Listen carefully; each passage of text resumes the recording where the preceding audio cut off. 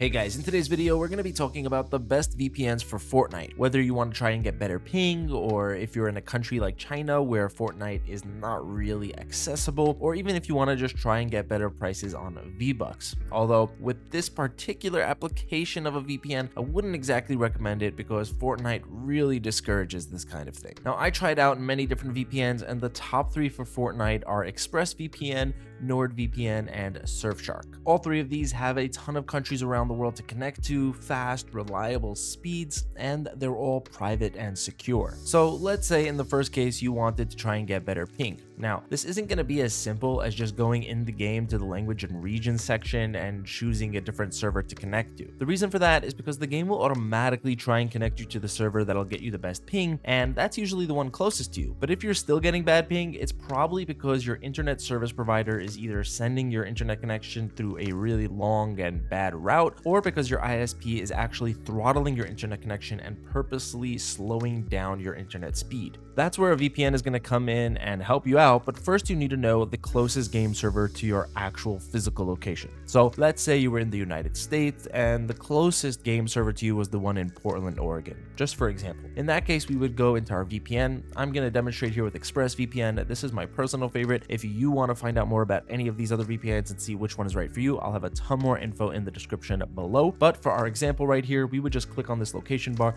and we would find the server in Portland, Oregon. Express is actually the only one of these three right here that has at least the one server in every single state, and they actually have one in that exact location. So I'm just going to click on that option and automatically the VPN will connect me up. If it doesn't, you just click on the connection button, and what this is going to do is keep everything you're doing online, including using Fortnite, completely anonymous from your internet service provider. It's also going to send your internet connection directly over to Portland or wherever you've connected to. That means you won't be taking that long route if that was the problem, and it also means that they won't be able to throttle your connection because they're almost always going to do that when they see you gaming or streaming things that take a lot of data. And in this case, because your connection is totally anonymous, they won't be able to throttle your connection. And that's pretty much the same steps you're going to take for all three of these VPNs. In Nord, you would find the locations right here. In Surfshark, there's also going to be a list on the bottom left. Nord is actually going to have the most collections globally with about 130. Surfshark has the least with 100, and Express is in the middle with 105. Although, like I said, if you wanted to connect within the US, Express has the most by far. Now, if you're in a country where you can't access Fortnite, like China or Syria,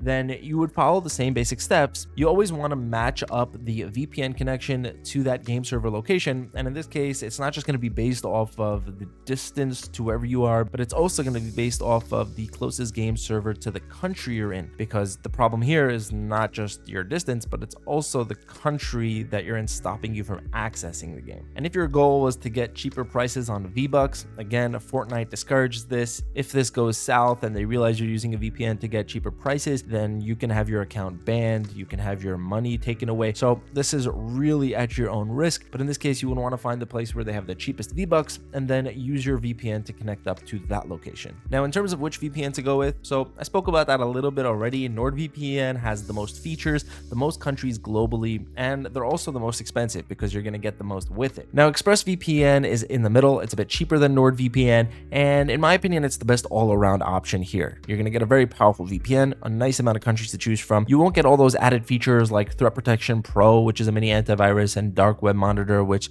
tracks to see if any of your information leaked over the internet, but you will get a really solid VPN. Your money isn't going towards those add-ons, it's just going towards the VPN, and Express does that really well. Surfshark is going to be the cheapest. You also have the least amount of countries to connect to, and in my experience, it also has the slowest speeds. That being said, for the money that you're paying, it's still very high quality. Of course, all three of these VPNs are not just useful for Fortnite. You can use them to get access to content from all over the world, whether it's streaming content or you want to access a cryptocurrency exchange. It doesn't really matter what. You can use these VPNs to not only make it seem as if you're somewhere else in the world when you're using the internet, but they'll also give you more privacy and anonymity when you're on the web. If you want to find out more about a particular one of these, I'll have full in-depth reviews for each of them in the description. I'll also have discount links to make sure that you're always going to get the lowest possible price if you decide to try one out. And they all have a 30-day money-back guarantee, so you can use them for 30 days, see if you like it. And if you don't, you just contact customer support and ask for a refund. So that's going to be it for this video, guys. If you have any more questions, feel free to leave a comment below. Thanks so much for watching. Have an amazing day, and I'll see you in the next one.